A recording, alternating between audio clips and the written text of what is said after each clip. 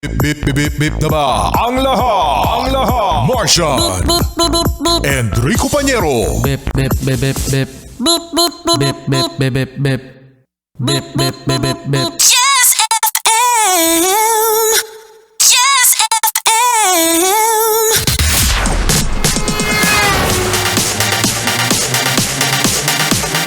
Beep beep beep beep beep. Umaga, mga yes friend. Ito na ang 101.1 Yes FM Balitang sa mga yes pray natin dyan na cute sa mga ano yung tawag sa endangered species sa Bohol, Martian? Yung kamukha ko daw. Ay, oo nga, kamukha mo Yung cute na cute. na Tarsier. yan, tarsier mga yes friend. Nasa pera yan eh. Oo, di ba yung tarsier? Nasa 1,000 pesos. Oh, kung di ako nagkakamali wala kasi akong 1,000 eh. Wala 1,000 si Rico Pañero. Alam ko nasa 1,000 pesos sa tarsier eh. Oh. So ngayon mga yes friend, may mga vlogger na hinawakan ang tarsier sa kanilang video. Ang liit-liit mga yes friend ng tarsier. Nakikita nyo ba yung palad nyo? Oh, yan Yung palad ko mga yes friend, halos kalahati nito, ganun lang kaliit ang tarsier. Kung di ako nagkakamali, ang tarsier ay the smallest mammal. Oo, no? The smallest mammal in the world. Kung di ako nagkakamali kung nagkakamali ako, Di mali. Nye. magkakaalam ko lang naman Bakit? Di ba, no? Nag-uusap lang naman tayo as magkaibigan.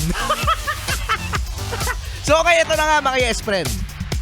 Tuwan-tuwa pa yung vloggers nung hinawakan yung tarsier.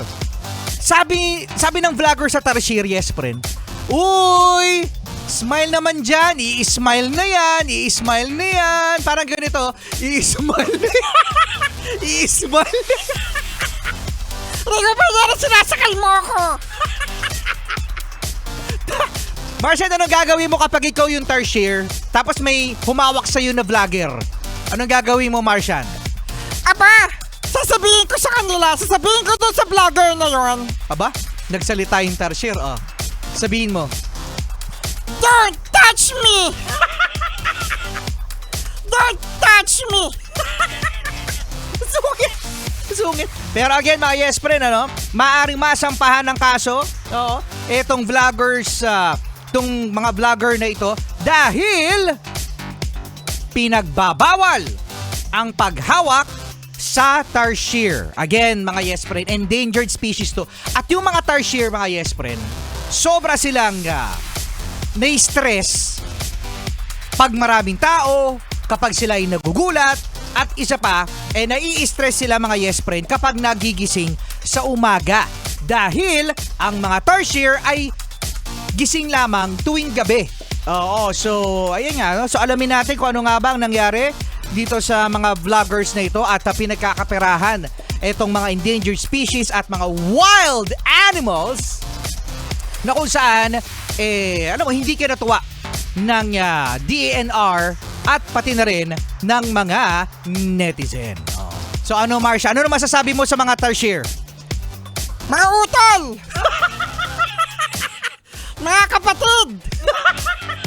Ingat kayo, Brad. Ingat daw, Brad. Kamukha mo nga yung tarsier, no, Marcia, no? Oh, ang cute din. Cute din. At yan, ang ating Yes FM Balitang kasama nyo pa rin, Rico Pañero. Beep, beep, beep, beep, beep. At ang cute, Martian. At eto na, ang ating next song, mga yes friend, ang Mr. Disco. Kung naalala nyo pa at naabutan nyo ang disco at wala pa kayong asawa, ay, anong petsa na?